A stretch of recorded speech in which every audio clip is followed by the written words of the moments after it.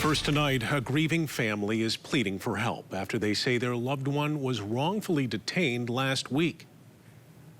Now they are taking sanctuary at a Grand Rapids church out of fear of deportation. News 8's Adriana Doria is live in the studio with the latest.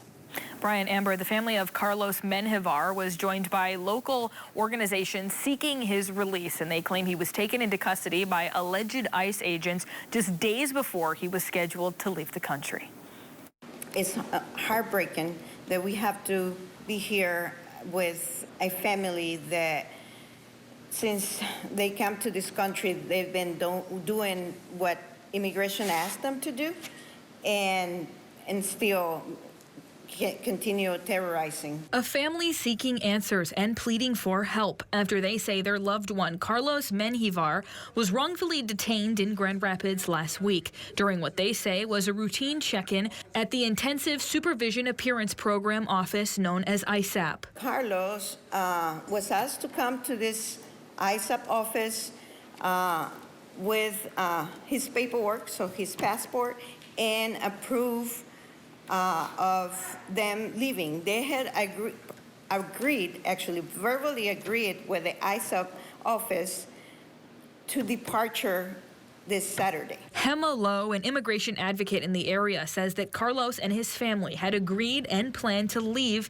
the U.S. and go back to their home country of El Salvador this Saturday. But now that he has been detained and his family's documents have been taken, they can't do that. So it was a trap for community members, for immigrants, to call them up for just a regular checkup, and they were taken and separating. Lowe says the family is fearful something like this might happen to them, so they are seeking sanctuary at Fountain Street Church, a non-denominational church in Grand Rapids. And the church's pastor, Reverend Nathan Dannison, says it's the moral thing to do. Because this is a church that has a bounden duty to stand up against cruelty and against the government or anybody else who tries to pull families apart and kidnap people out of the community.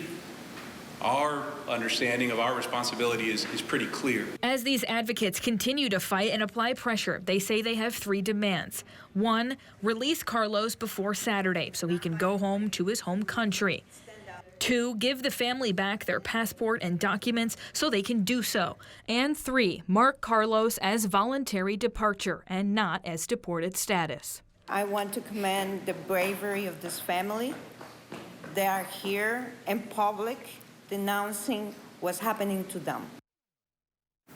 Carlos is currently being held at the Calhoun County Jail in Battle Creek. Now, News 8 has reached out to ICE seeking comment on Carlos being detained, but we have not heard back at this time. More information about the story can be found on our website, witv.com.